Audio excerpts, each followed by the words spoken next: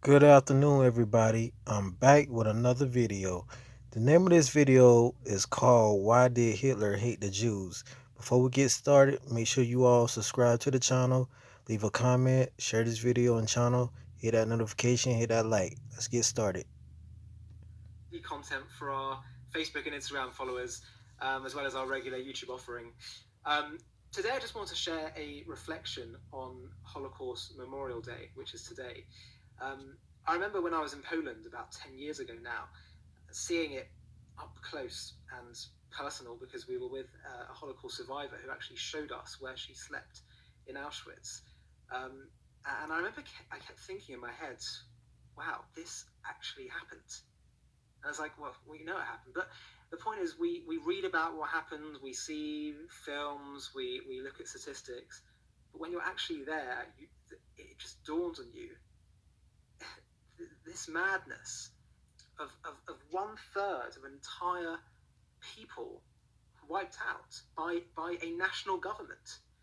It's just incomprehensible, and it's so dark that it can often be too painful to think about it in too much detail sometimes.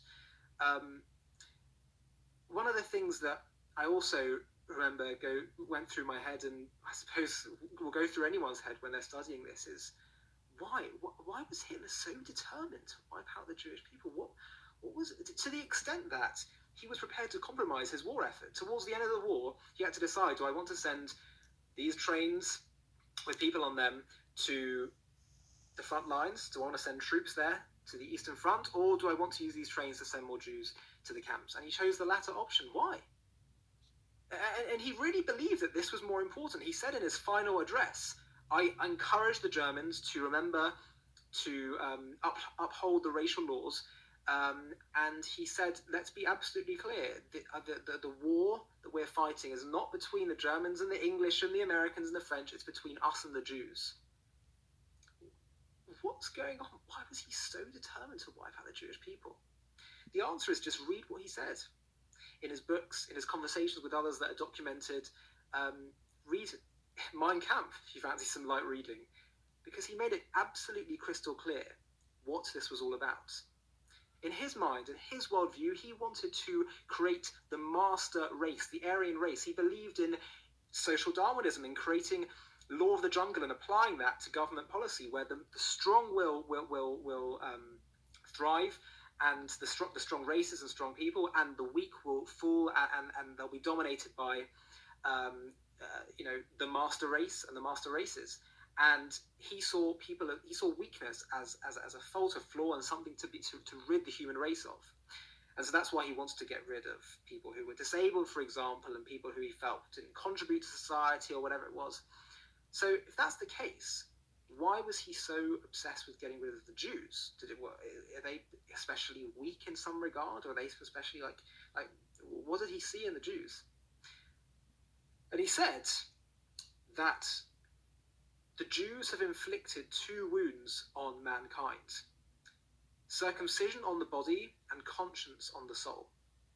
He said, in no uncertain terms, the Jews invented and created the concept of conscience, moral accountability, the idea that we have to care for the weak and the vulnerable and the downtrodden, that I am my brother's keeper, that I should love my neighbor. And of course, the greatest threat to his worldview of might is right, of the strong dominating in society, is a vision of morality, of universal morality, of absolute truths, of absolute accountability.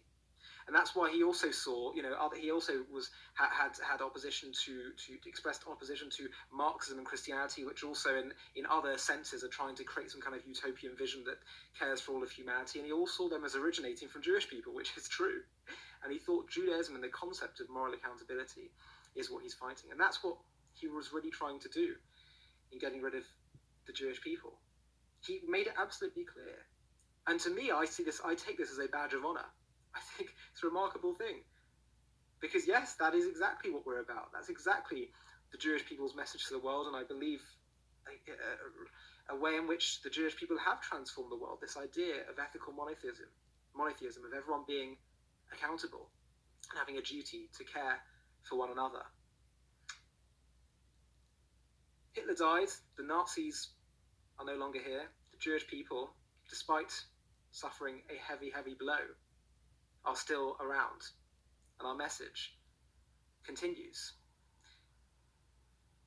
I remember when I was standing in Auschwitz-Birkenau and the scale of the place, I just thought, wow, their determination to wipe out an entire people, the thought process that went into it, the industry, the technology, the machinery, the governmental levers, it was unbelievable, all used to do such evil.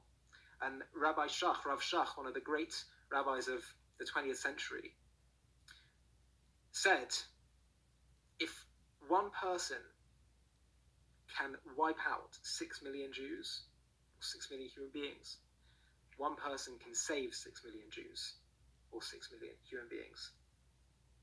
That just as we have power in this world, power is neutral. We can choose to use it to do bad, as the Nazis did, or we can choose to do it to do good. The greatest way we can honor the memory and legacy of all those who died at the hands of the Nazis is to rededicate ourselves to the very mission that Hitler was trying to annihilate, and to use that very same power that he used to do bad to bring good and light to the world.